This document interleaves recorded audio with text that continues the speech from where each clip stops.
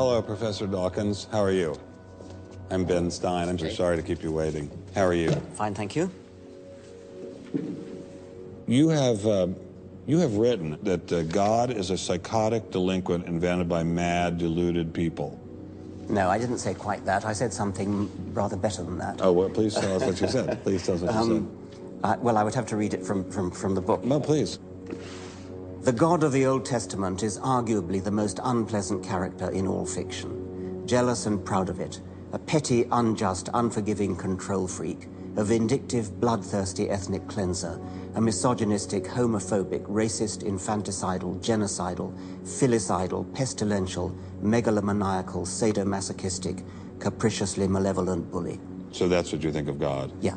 How about if people believed in a God of infinite lovingness and kindness and forgiveness and generosity, sort of like the modern day God? Why spoil it for them? Why not just let them have their fun and enjoy it? I mean, I don't want to spoil anything for anybody. I write a book, people can read it if they want to. I believe that it is a liberating thing to free yourself from primitive superstition. So religion is a primitive superstition? Oh, I think it is, yes. So you believe it's liberating to tell people that there is no God?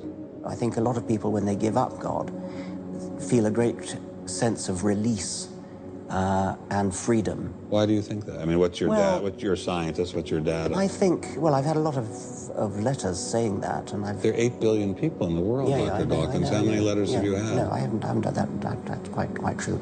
Professor Dawkins seemed so convinced that God doesn't exist that I wondered if he would be willing to put a number on it.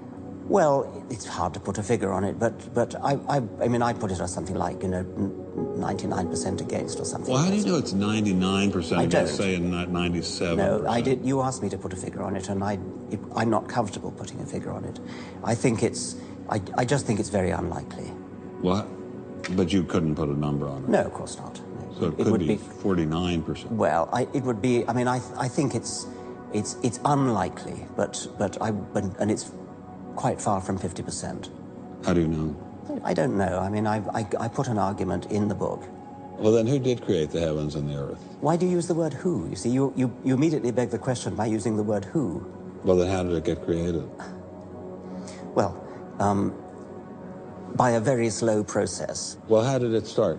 Nobody knows how it started. We know the kind of event that it must have been. We know the sort of event that must have happened for the origin of life. And what was that? It was the origin of the first self-replicating molecule. Right, and how did that happen? I told you we don't know. So you have no idea how it started? No, nor has anybody. Nor has anyone else. What do you think is the possibility that intelligent design might turn out to be the answer to some issues in genetics or in evolution? It could come about in the following way. It could be that at some earlier time, somewhere in the universe, a civilization evolved by probably some kind of Darwinian means to a very, very high level of technology and designed a form of life that they seeded onto perhaps this planet. Now, that is a possibility and an intriguing possibility. And I suppose it's possible that you might find evidence for that if you look at the details of biochemistry, molecular biology. You might find a signature of some sort of designer. Wait a second. Richard Dawkins thought intelligent design might be a legitimate pursuit? And that designer could well be a higher intelligence from elsewhere in the universe. Well, but that higher intelligence would itself have had to have come about by some explicable or ultimately explicable process. It couldn't have just jumped into existence spontaneously. That's the point. So Professor Dawkins was not against intelligent design, just certain types of designers, such as God. So the Hebrew God, the God of the Old Testament, he doesn't exist in your view?